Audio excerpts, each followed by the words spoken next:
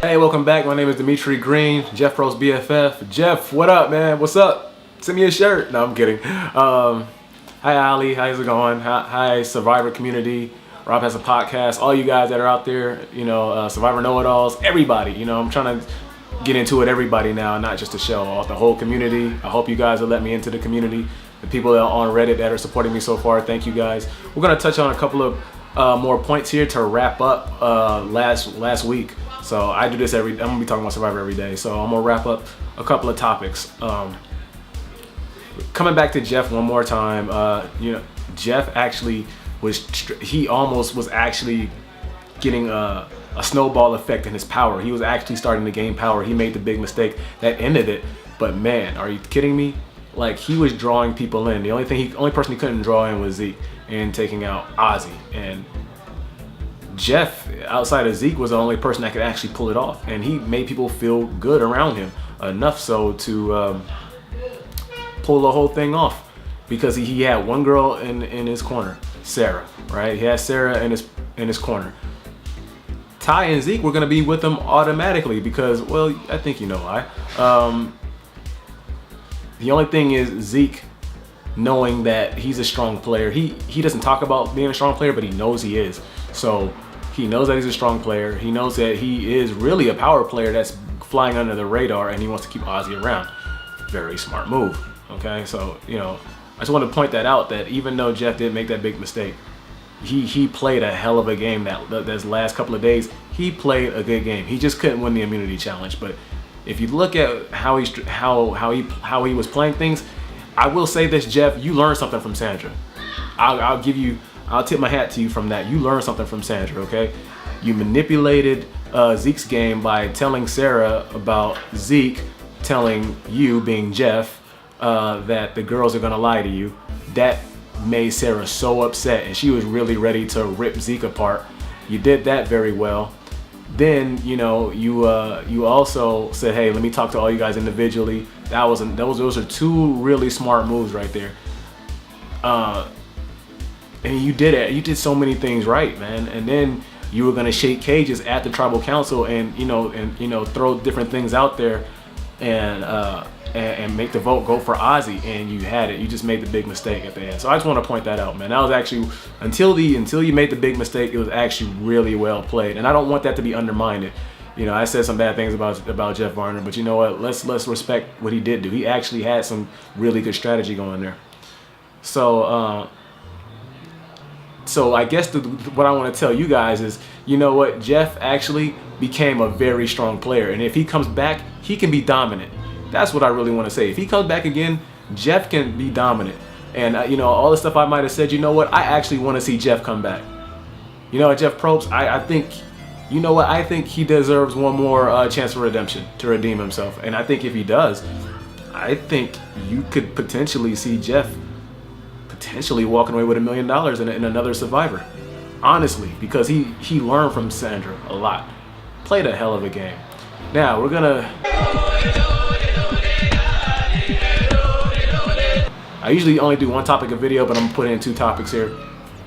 The effects of Survivor. This is not to excuse Jeff Varner, but listening to Brad, looking at Aubrey and Sari talking about, and the Manor Tribe talking about the effects of the game. I guess pizza can break you down, because pizza is the number one, it is the ultimate comfort food. So when you don't have that comfort, it can mess with your mind, because that's the only little comfort you look forward to, and you've been there 18 days and you don't get that little comfort that you need, and it can suck, But I think that wasn't the straw that broke the camel's back. I think it's just that 18 days wears you out. A lot of us will never know what it's like to go to war. I considered going to war when I played, college football for 5 years, but that is not in the comparison at all. All right. Being in, a lot of us don't know what it's like to be in prison and be in solitary confinement and things like that. It changes you.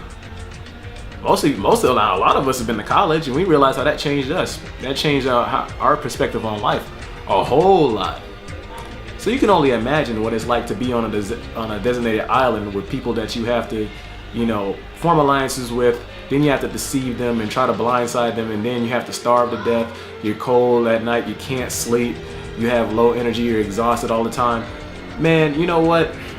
Yeah, I can't excuse Jeff for what he said, but you know what? Yes, we're gonna have to give him a little bit of leeway. You know, you're gonna have to give him a little bit. Still shouldn't have been said, still wrong, but you know, we've seen these kind of things happen, and Survivor does affect you. You got to remember, Jeff. I'm pretty sure Jeff has a family. I'm pretty sure these people that have made some of these mistakes in the past, not as bad as Jeff, but they have made some mistakes in the past. You got to think, hey, they're fighting for their lives out there. They got family to feed, they got mouths to feed, or they're trying to do it for different organizations or charities, whatever it may be. You know, it's important to people, and this game can wear you out, and we have to respect that aspect of it, and I have to respect that aspect of it, and not be so tough and be so critical on some people. I feel like what I said about Debbie, I don't take none of that stuff back. I'm just calling it like I see it, but I feel like I was telling the truth, but I don't want to be harsh to her. She actually does have a lot of good attributes about her. You know, she's very smart, and she is a pretty good athlete. But overall, the game can be detrimental. It can change you, and seeing Aubrey talk about it, and seeing other people talk about it, you know, it just knows that I have to mentally prepare myself and make sure that I'm ready. You know, when that time comes, I have to understand now what's gonna come ahead of me, because the game can break you down, it can break your soul down. You know, just think about it. If you're the one person that gets to a challenge and you don't get to meet your loved one, you know, that's always a thing. That can be damaging. You know, that could be very damaging. So we have to keep that in mind. All right. So yeah, my name is Dimitri Greene. Like and subscribe if you're new. If you guys know about the effects that Survivor can have on you, or you know somebody, or you have a friend that did Survivor or something like that, please share that with us. You know, we got to start talking about that. We need to start getting people to, they don't have to tell the world if they don't want to, but if you know somebody has done it, you know, share that with us, because we can all use that kind of knowledge, and so we can get a better understanding of what people really go through in the game. So, okay, my name is Dimitri Greene. Shout out to Jeff Probst. Shout out to everybody on Survivor fans, Allie, Eradicate people, Rob has a podcast, all you other Survivor know-it-alls, all you other guys. I just want to say thank you guys for allowing me to, you know, speak my views on Survivor, and I'll see you guys in the next video. Bye.